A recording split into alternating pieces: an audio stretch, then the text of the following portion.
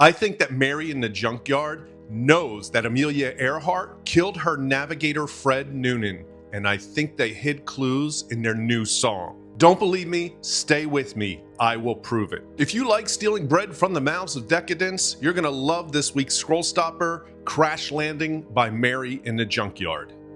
Welcome to the channel. My name is James, and every week I bring you the best of the best new music for you and your pets. These songs actually stopped my doom scrolling. If you love discovering new music before everybody else pretends they found it first, subscribe and like. Mary in the Junkyard opened for Wet Leg. And I'll tell you this, if this channel had existed when I first heard Chaise Longue by Wet Leg before everyone else did, that would have been on this channel. I'm still not sure how the lead singer for Wet Leg went from being a pagan cult member to a UFC fighter, but that's a whole nother investigation. Anyway, this song, Crash Landing, is beautiful. It's eerie. It's slow and haunting. It's a dirge. And then I was thinking, a dirge?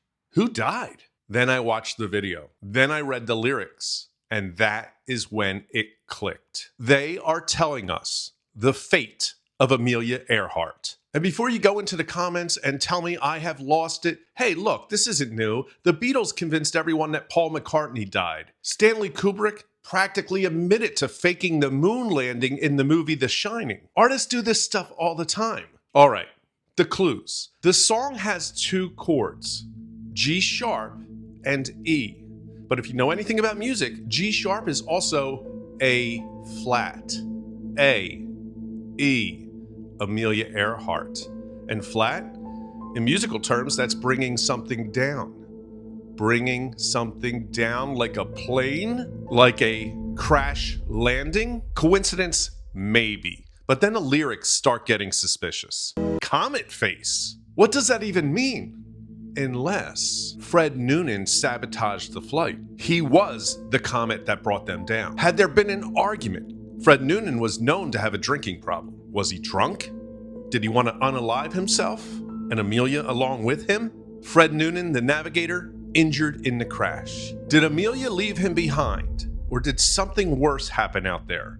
And then there's the album title, Role Model Hermit. This one is almost too obvious. Role model, Amelia Earhart. Hermit, alone, isolated, cut off from the world. So what are they telling us?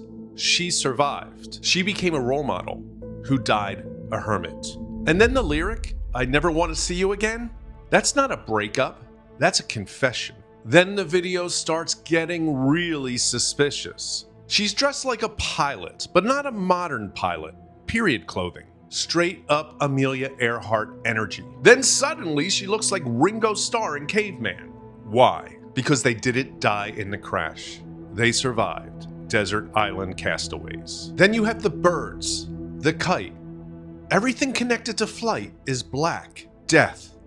Someone died, but not the pilot. So what happened? Did Fred die in the crash? Or did Amelia finish the job? Then the lyric, you opened up like a coconut. Is that describing an injury from the crash? Or did Amelia Earhart smash Fred Noonan's skull open with a rock? Hey, I'm just asking questions here. Then we have two figures dressed in black. One is holding a kite. Sometimes they're fighting, not arguing, but fighting. And that other figure doesn't move like a person. She appears. She lingers. She's always just there. That's not a person. That's death. So now we have Fred, Amelia, and death, all trapped on the island together. And the kite? That's not freedom. That's control. You don't fly a kite. You hold onto it while something else is trying to pull it away, like someone trying to hold onto life. And then we have those shadows on the rocks. That's Plato. That's the cave.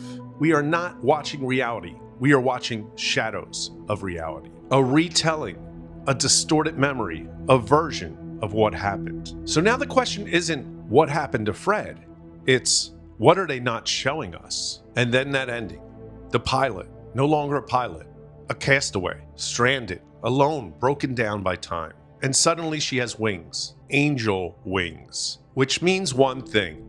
She's not escaping. She's not flying home. She's already dead. So if that's Amelia, she didn't die in the crash. She survived Fred, but she died out there, alone. And if Fred is already gone, and death has been there the entire time, then this entire song isn't really about the crash landing. It's about what happened after. Look, I could be completely wrong, but if you think I'm onto something, like this video. But I'm not wrong about this. The song Crash Landing by Mary in the Junkyard is amazing, and I'm so excited for the new album coming out. I think all their stuff is beautiful, but I'm really looking forward to what's coming next. The song Crash Landing is haunting, it's weird, it's beautiful, and the minute it stops your scroll, you're not going anywhere except down that rabbit hole of Mary in the Junkyard's amazing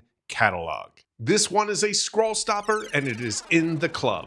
I will have the links for Mary in the Junkyard in the description below, along with the Scroll Stopper Club playlist, Volume 1 and Volume 2. And until next week, hey, listen to this.